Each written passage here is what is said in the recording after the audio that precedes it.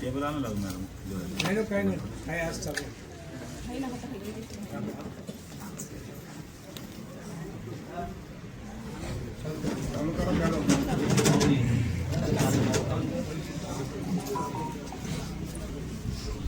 आज सर्वप्रथम आपली जी आज आपण विशेष ग्रामसभा आयोजित केलेली आहे त्यासाठी महिला आणि पुरुष मतदार मोठ्या संख्येने उपस्थित राहिल्याबद्दल सर्वप्रथम ग्रामपंचायतच्या वतीने सर्वांचे मनपूर्वक स्वागत आणि आभार. तसेच आपल्या आजच्या ग्रामसभेसाठी ग्रामस्थांच्या विनंतीवरून जे पत्रकार बंधू उपस्थित राहिलेले आहेत त्यांचेही ग्रामपंचायतच्या वतीने विशेष स्वागत आणि आभार. तसेच बंदोबस्तासाठी जे पोलीस सहकारी उपस्थित राहिलेले आहेत त्यांचेही आजच्या आपल्या ग्रामपंचायतच्या वतीने विशेष आभार व्यक्त करते.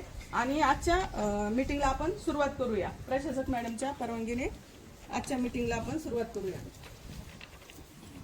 आता फक्त सर्वांनी शांततेत बसा, म्हणजे शांततेत बसलं की सगळ्यांना ऐकायला येईल.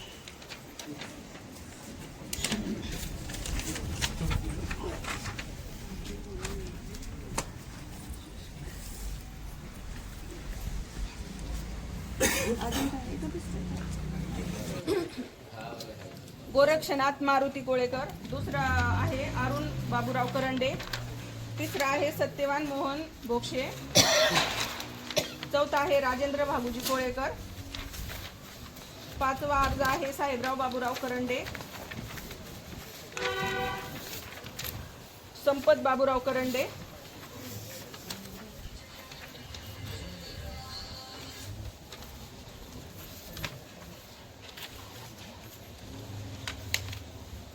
नंतर आहे बबन मारुती कोळेकर,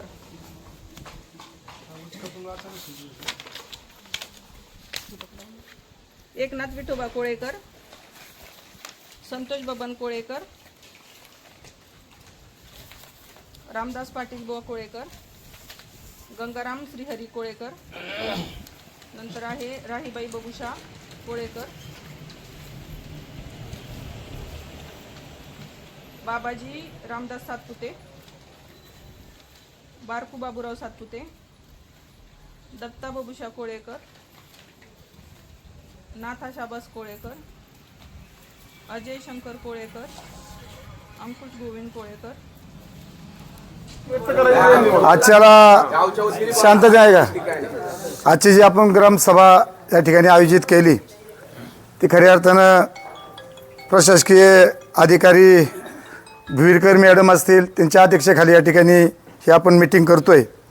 ग्रामविकास विकास अधिकारी सविताताई बोरकर असतील, त्याचप्रमाणे पत्रकार दत्ताशेठ भालेराव असतील, या ठिकाणी API सूर्यवंशी साहेब असेल, चासकर साहेब असेल, त्यांचा संपूर्ण स्टाफ असेल आणि या ठिकाणी उपस्थित असलेले सर्व ग्रामस्थ बंधू भगिनी, सरपंच, उपसरपंच, सदस्य, चेअरमन, व्हाईस चेअरमन, संचालक, आपण सर्व निश्चितपणाने कशासाठी बसलोत, ही मीटिंग आपण कशासाठी घेतली, ग्रामसभा आपण का लावली, हे जाणून घेणं निश्चितपणाने सर्वप्रथमतः महत्त्वाचं आहे. या ठिकाणी थोड्याशा अफवा या ठिकाणी गावामध्ये आल्या, परंतु याच्यामध्ये कुठला जगाचा ठोक पुरावा नाही. आज आम्हाला दोन्ही मॅडमनी सांगितलं, आपण एक थोडीशी छोटीशी मीटिंग घेतली होती की मॅडमनी सांगितलं कुठली आम्ही NOC कोणाला दिली नाही, NOC दिली नाही, तुमच्या गावाचा असा कुठला अर्ज आला नाही, त्यामुळं आपण कुणाला ठोक बोलणं हे सुद्धा आपलं ग्रामस्थांचं चुकीचं होईल. म्हणून त्या गोष्टीवरती जास्त लक्ष न देता आज मॅडम हे जे अर्ज आलेत हे सर्व अर्जकारांचं म्हणण्याचा उद्देश असा होतो की यातली कुणालाही खडी मशीन नको आहे, परंतु जर एखाद्या दोन माणसं आमची जमीन काही काळामध्ये थोड्या पैशामध्ये गेली, जमीन गेली तर गेली, त्यांनी काय फुकट नाही घेतली, तो मोबदला गावाला दिला, गावाने तो घेतला, त्यावेळेने सर तो योग्य होता. परंतु आताच्या काळामध्ये ती लोक सुरक्षित बाहेर राहायची आणि ह्या गावामध्ये येऊन कुठला तरी चुकीचा प्रोजेक्ट टाकायची आणि त्याच्यापासून आम्हीच दिलेल्या जमीनवाल्यांना आम्हाला जर त्रास होत असेल तर संपूर्ण गावाचं म्हणणं एक आहे की आमच्या गावामध्ये कुठल्याही प्रकारची खडी मशीन नाही पाहिजे असं सर्वांना ठिकाणी मान्य.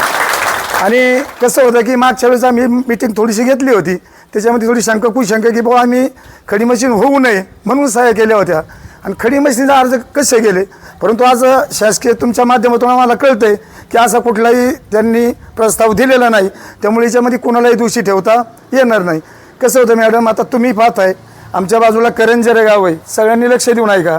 पड्याला अनेक मंगरूळ आहे, इकडं अनेक गाव आहेत, भोसरी आहेत. ह्या गावामध्ये त्या लोकांची परिस्थिती तुम्ही बघा. म्हणजे आपण एक चांगल्या वातावरणामध्ये जगत असताना आपण दूषित वातावरण करून काय घ्यायचं. एक लहानपणी धडा होता की आपण इथे छपराच्या घरामध्ये राहतोय किंवा कौलाच्या किंवा पत्राच्या घरामध्ये राहतोय. एवढं आपलं घर स्वच्छ आहे, एवढं घर आपलं निर्मळ आहे, परंतु एखाद्या पत्र्याला जर होल पडलं, त्याच्यातून सूर्यप्रकाश जर जमिनीवरती येत असेल, आपण आजूबाजूला जर उभा असेल तर तुम्ही त्या क्षेत्रामध्ये जे काही होल म्हणजे जे काही प्रकाश आहे त्या त्याच्याकडे पहा. अणुरेणूपेक्षाही लहान धूळ एवढं स्वच्छता ठेवून सुद्धा असते. आणि मग असं जर एखादा प्रोजेक्ट आपल्या गावामध्ये आला तर आपली पिढी आणि आपल्या पुढच्या पिढीचं काय होईल याचा विचार आपण निश्चितपणाने केला पाहिजे. या ठिकाणी सांगण्यासारख्या पुष्कळशा गोष्टी आहे. मग संपूर्ण गावाचं मॅडम हे म्हणणे, प्रत्येक एक माणसाचं म्हणणे हे आहे, आम्हाला कोणाला दोष द्यायचं नाही. बाहेरचे लोक आलात, तुम्हाला बिझनेस करण्याकरता पुष्कळ पर्याय. आम्हाला FIDC जॉईन झालेले. या ठिकाणी तुम्ही मोठे मोठे शेड टाकू शकता, तुम्ही ते भाड्याने देऊ शकता किंवा एखादा मोठा शेतकरी असेल त्याच्या 7-12 मोठा असेल तो पण एखादी शेड उभं करू शकतो, भाड्याने देऊ शकतो. म्हणजे आपल्याला पैसे कमावण्याच्या अनेक पद्धती या ठिकाणी आपल्याला उपलब्ध आहे. म्हणून चुकीच्या मार्गाने या ठिकाणी काहीतरी आपण 2 रुपये कमावणे आणि बाकीच्या पिढ्यानपिढ्या आपण कायमच्याच कामाला लावणे हा हेतू कोणाला आवडत नाही. आणि याच्यासाठी मेन सभा ठेवलेली आहे. आणि याही पुढं तुम्ही अजूनही म्हटले तर अजूनही याच्या 10 पटीने लोक जमा होतील.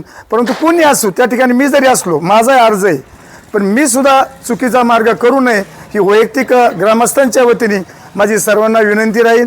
आणि संपूर्ण गावाचा याला विरोध आहे असं लक्षात घ्या. वाटलं तर पुन्हा अर्जदार आपले आपले बोलतील. कुणाला कोणाचा मत जर मांडायचं असेल तर ही ग्रामसभा आहे, सर्वांना मत मांडण्याचा अधिकार आहे.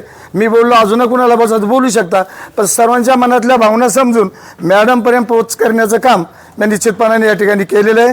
अर्ज आपल्या आल्या आहेत याचा अर्थ वेगळा आहे, हा आपण समजून घ्यावा. आणि म्हणून आलेले आपण सर्वच मंडळी निश्चितपणाने आम्हाला याही पुढे सहकार्य करणार. आपण असू, पोलीस खाता असू, पत्रकार असू, सर्वांवरती आमचा विश्वास आहे. आणि ह्याच पद्धतीने असं होईल असं मी निश्चितपणाने आपल्यावरती विश्वास ठेवून पुन्हा एकदा आमच्या ग्रामस्थ मंडळी ठिकाणी उपस्थित झालात. आणि सर्वांनी एकच रूपाने एवढंच फक्त सांगायचं आहे, प्रत्येकाने वर हात करून सांगायचं आहे की या गावामध्ये खडी क्रेशर होणार नाही. याला जर आपली निश्चितपणे जर पाठिंबा असेल तर सर्वांनी वर हात करून टाळ्या वाजवा.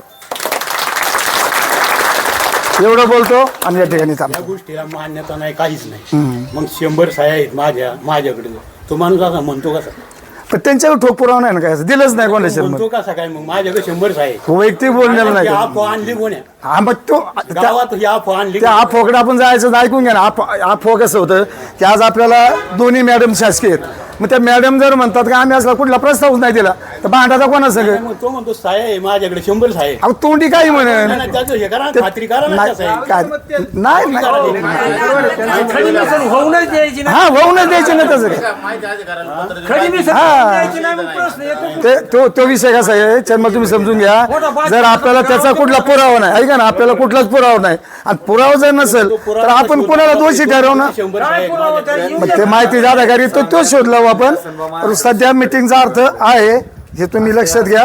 आणि इथून पुढे आपल्या सहकार्यातून पुन्हा हे होणार नाही याचे आपण जरा आमच्या ग्रामस्थांना सहकार्य करावं. त्या साया द्यायच्या आणि त्याचा उपयोग जर तिकडे होता, साया घेऊन तरी काय उपयोग? गेले 4 दिवस आपल्या गावामध्ये एक वेगळ्या प्रकारचं वातावरण तयार झालेलं आहे.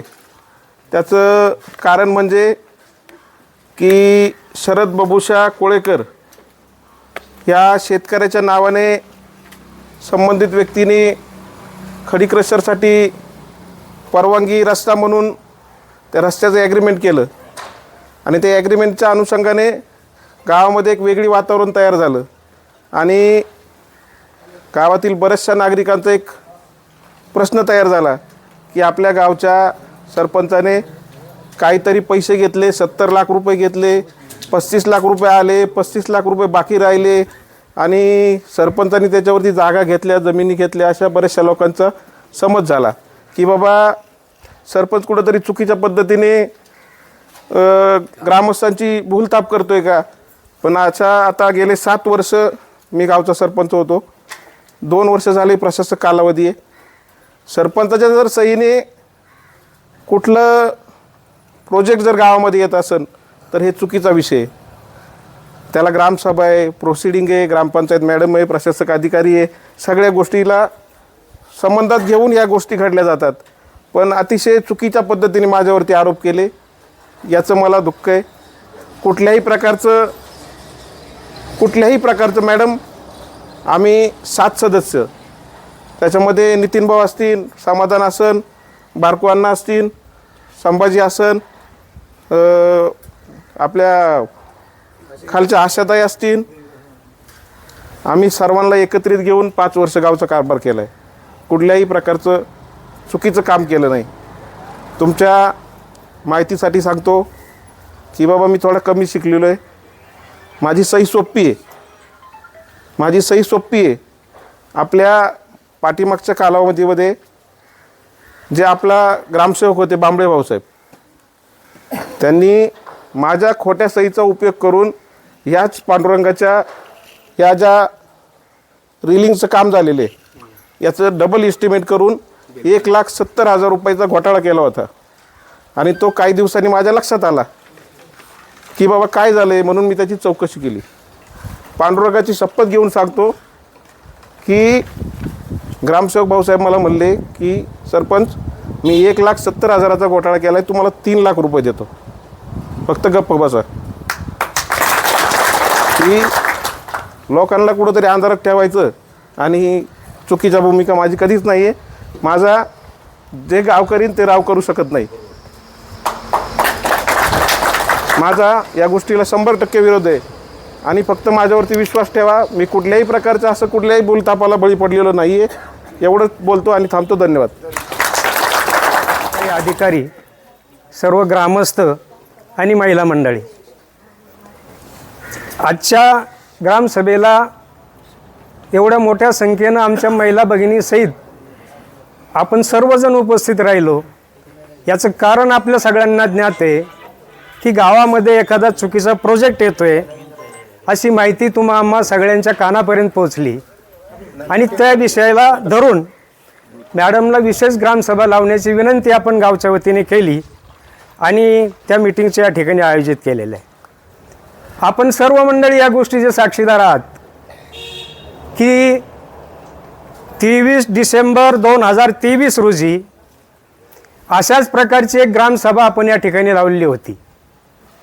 त्याही वेळेला बाहेरच्या लोकांनी ज्यांनी जमिनी खरेदी केल्यात, ज्या गोष्टी आपल्या लक्षात आल्या नाहीत की बा माळरानाच्या डोंगर उताराच्या जमिनी काय घेतल्यात, त्यांचा उद्देश काय होता, अधिकचे पैसे देऊन त्यांनी का खरेदी केल्या, तर त्यांना या ठिकाणी व्यावसायिकदृष्ट्या क्रशरचे प्लॅन्ट आणायचे होते आणि त्या दृष्टिकोनातून त्यांनी मागणी केली होती. आपण सगळे ग्रामस्थ त्या मीटिंगला हजर होतो आणि सर्वांनी कडाडून असा विरोध केला. त्याचं प्रोसिडिंग पण झाले. ग्रामसेवक मॅडमनी त्या प्रोसिडिंगची नक्कल पण आम्हा सर्वांना दिलेली. मग आता पुन्हा त्याच विषयावर ग्रामसभा लावण्याचं कारण काय की सरपंचांनी या ठिकाणी उल्लेख केला की शरद बबुशा कोळेकर या युवकानं आपला रस्ता एखाद्या पार्टीला देताना त्याचा वापर खडी क्रशर करता करायचा आहे असा त्याच्यामध्ये उल्लेख केला आणि तसा उल्लेख केल्यामुळे या ठिकाणी खडी क्रशर होतंय की काय, त्यांनी अशा पद्धतीनं तो रस्ता का लिहून घेतला, ती शंका सगळ्यांच्या मनामध्ये आली आणि मग शंकेच्या अनेक वावड्या तुमच्या आमच्यामध्ये उमटल्या गेल्या. त्याच्यामध्ये मग सरपंचांनी डुप्लिकेट सही केली का किंवा सरपंचांनी परस्पर एनओसी दिली का, ग्रामस्थांच्या सह्यांचा वेगळा वापर ग्रामपंचायतमधून केला गेला आहे का, किंवा अशा अनेक प्रस्ताव जर शासनाच्या दरबारी गेला तर त्याला ग्रामसभेची किंवा ग्रामपंचायतीची मान्यता लागते. ती मान्यता आपण कुणीही दिलेली नाही. त्याच वेळेला तो विरोध आपण सगळ्यांनी केला आहे. मग हे उभं राहिलं कसं? आज या ठिकाणी ज्या 22-23 जणांनी अर्ज केला आहे त्यांच्या भावना आपण समजू शकतो. त्यांना कुणालाही खडी क्रशर टाकायचं नाही, पण या ठिकाणची परवानगी होतेच कशी हा त्याच्या बुडाशी जाण्याचा मुख्य विषय आहे. आणि मग त्याच्या बुडाशी जाण्याकरता ज्या एक दिलानं आपण या ठिकाणी विरोध केला आहे, ज्या एक दिलानं आपण सगळ्यांनी क्रशर प्लांट या गावामध्ये होऊ देणार नाही, अशा प्रकारची प्रतिज्ञा आपण सर्वजण या ठिकाणी करूया. ज्यांचे वशिले असतील किंवा जे मोठे लोक असतील ते येणकेन प्रकारेनं प्रयत्न करतील. आपल्या संशयाप्रमाणे एखादा डुप्लिकेट लेटर पॅड पण करू शकतो, डुप्लिकेट सरपंचाची सही करू शकतो, पण या सगळ्या गोष्टी मागण्यासाठी अंकुश भाऊने उल्लेख केल्यामध्ये प्रमाणे माहितीच्या अधिकाराखाली आपण त्याच्यावर एक कमिटी करू आणि माहितीच्या अधिकाराखाली तहसीलदार, प्रांत, कलेक्टर यांच्याकडे पत्रव्यवहार करू आणि तशा पद्धतीचा विरोध करू. आजची ग्रामसभा आणि मागच्या ग्रामसभा, मॅडम आजच्या ग्रामसभेचं प्रोसिडिंग आम्हाला लगेच देण्याची व्यवस्था करा. मागच्या ग्रामसभेचं प्रोसिडिंग, आत्ताच्या ग्रामसभेचं प्रोसिडिंग आणि ह्याची माहिती घेऊन तशा प्रकारे खडी मशीन करता ग्रामस्थांचा तीव्र विरोध अशा प्रकारचं निवेदन तहसीलदार, प्रांत, जिल्हाधिकारी, तालुक्याचे आमदार, तालुक्याचे पालकमंत्री ह्या सगळ्यांना द्यायची जबाबदारी आपली आहे.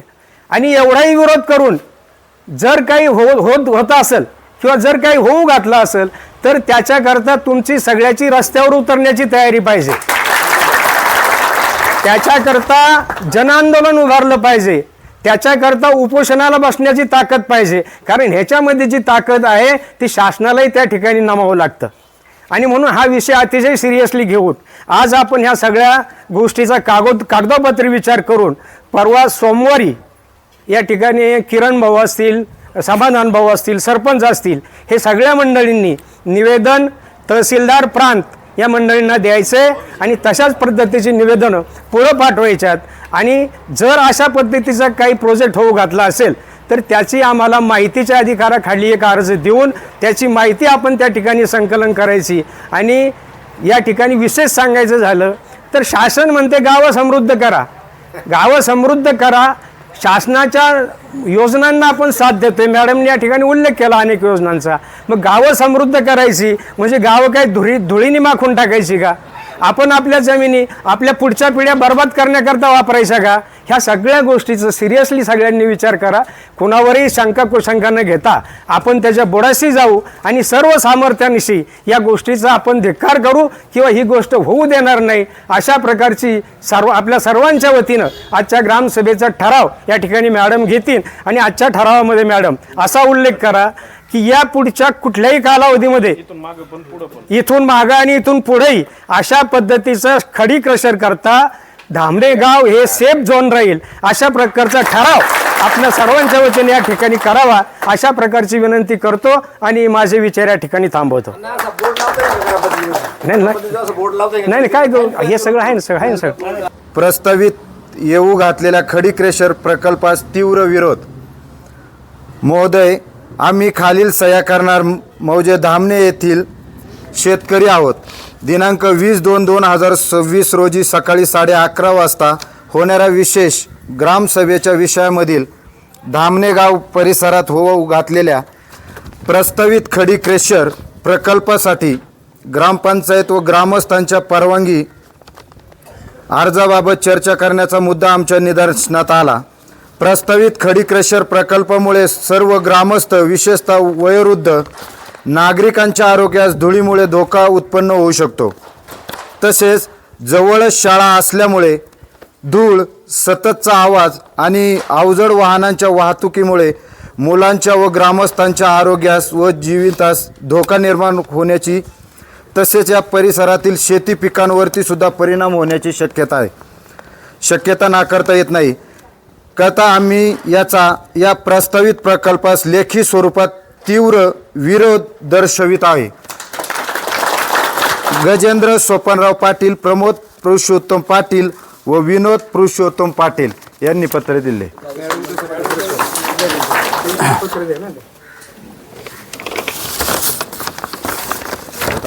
सनवळकर सांगू शकत नाही, पण मला एवढंच कळतं की इथं 90% सफेद कपड्यावाले लोक आहेत. बरोबर आहे. ही सफेद कपडे बायकोनी धुतली, त्याचा डाग जर नाही निघाला तर बायकोला बडबडतो. मग इथं ह्या धामणे गावामध्ये जर धूळ प्रदूषण जर तयार होत असेल तर याच्यासाठी सगळ्यांचं म्हणणे काय? खडी मशनीला विरोधन काय? नाही, खडी मशनीला विरोध कुणी काही सांगू द्या, अधिकारी सुद्धा आपल्याला माहिती आहे, आपण अधिकाऱ्यांची कामं करतो, अधिकाऱ्यांबरोबर आपण बसतो. जर खोटं सांगत असतील काही गोष्टी अधिकारी लपवल्या पण जातात. तुम्ही RTI मारून त्याची माहिती घ्या. तुमच्याकडे आलेत का ह्या प्रोसिजर, तुम्हाला त्यांना 15 दिवसाच्या आतमध्ये देणं आहे ना. तुम्ही माहिती घ्या ती. आपण नुसतं वरवलीत केलं बघा. फक्त ग्रामपंचायतीमध्ये कोण्या सहाय्य केलेली आहे का त्यांच्याबरोबर? पत्रव्यवहार केलाय का? नाही केला. ऐका ना, तुम्ही मला विचारू द्या. आल्या लक्षात? नाही केला ना, केलेला आहे का? तेव्हाच आला होता पत्रव्यवहार, ते प्रोसिडिंग यांना दिले मी जेव्हा पत्रव्यवहार झाला तेव्हा. नाही, त्यांना परवानगीसाठी ग्रामपंचायतीमधून असं काही लिखित पत्र दिले का? नाही दिली. बरोबर आहे, ठीक आहे, हरकत नाही. जरी दिली असली तरी सर्वांच्या माहिती करता मी सांगतो, ग्रामसभाशिवाय त्या गोष्टी घडत नाही. मॅडम, हे बरोबर आहे. कारण का ह्या गावाचे जे ग्रामस्थ आहेत त्यांचा त्रास त्यांना कसा दूर करायचा किंवा त्यांच्या कानापर्यंत काय सांगायचं, हे कोणाचं काम आहे? सरपंचाचं काम आहे. त्यासाठी मॅडमचं काम आहे. तर त्यांनी ग्रामसभा लावली पाहिजे ना. मग ग्रामसभा लावली का? मग अशा 1000 सहाय्य करू नये सरपंचाला, नाही तर कोणाला पण. ग्रामसभा नाही तिथं तो कागद रिजेक्टच होणार. ऐका ना, मी तुम्हाला सांगतो, तुम्ही पाहिजे माहिती काढून घ्या. मी सांगतो तुम्हाला, होऊच शकत नाही ते. आल्या लक्षात? दुसरी गोष्ट काय माहिती का? प्रोटेक्शन एवढं असतं ना का त्याच्या धुळीमुळे आहे ना जमिनीवरती पापडी येईन, उद्या पिकांवरती पापड्या येणार, त्याला सूर्याची ऊर्जा नाही भेटणार का? भेटेन त्याला हवा नाही भेटणार. इथं आमची पिकं येतील का? आम्ही खायचं काय, राहायचं कसं आम्ही? का तिकडं कुंडेश्वरच्या डोंगरावर जायचं का आम्ही? एवढे अर्ज जर दिले तर एक काम करा, सगळ्यांनी घ्या, जाऊ द्या गावाला तिकडं, आहे की नाही? तुम्हाला जर प्रोजेक्ट जर करायचा असेल, तुमच्या जर एवढ्या ओळखी असतील कोणाच्या, तर मला काय म्हणायचं, त्यासाठी वन विभागाचे ऑनलाईन मोठे डोंगर आहेत ना, तिथं का करत नाही? तिथं वन विभाग देतं का? मग तुम्ही शेतकऱ्यांचं काय देता? भाजीपाला खाता ना, नाही खाती? काय खातात हे लोक? बाकीचे लोक जे अधिकारी ते खातात काय? भाजीपालाच खातात ना, शेतकऱ्याच्या जीवा जगतात ना. मग शेतकऱ्यावरती संकट आणणारे आम्ही शेतकऱ्याची मुलं, आम्हीच आमच्या शेतकऱ्यांना संकट आणायचं आणि आम्ही आमचं आयुष्य दूर करून घ्यायचं. हे एवढं कितपर्यंत लक्षामध्ये घेऊन किंवा किती हे खरं आहे का खोटं आहे का जागृत होत नाही जनजागृत? ज्यावेळेस आपल्यावरती प्रसंग येतो ना, इतर टायमाला कुणी कोणापाशी कसं राहा, पण ज्या टायमाला आपल्यावर प्रसंग येतो, आपल्या गावावर प्रसंग येतो, प्रोटेक्शनचा प्रसंग येतो, त्या टायमाला आपण सगळ्यांनी एक वाटून आपल्याला कोणाशी भांडण नाही करायचं. कायदा सर्वांसाठी आहे. इंदिरा गांधीला सुद्धा आहे ना 1 दिवस आतमध्ये टाकली होती. कायदा सर्वांसाठी. आपण कायद्याने चला ना. जिल्हाधिकाऱ्याला तुम्ही माहिती घ्या, जिल्हाधिकारी कोणते मला वाटतं नंतर मग याच्याकडे जातं, कलेक्टरकडे जातं, कलेक्टरच्या नंतर ते प्रोटेक्शन अधिकाऱ्याकडे येतं, त्याच्यानंतर मग इकडे खाली येणार ना. ते खालून वर गेल्याच्या नंतर वरून खाली येणार ना शूट. मग इकडून गेलंच नाही तर काय अफवा करायची गरज नाही ना. आपल्याला जर माहिती घ्यायची असेल तर मला एवढं कळतंय का RTI मारा, अधिकारी तुम्हाला अशी माहिती देऊ शकत नाही. प्रत्येक ठिकाणी RTI मारा. परत त्याच्यानंतर आता आपल्याला जर सरपंच हे लोक बोलतात, जे समजा आपलं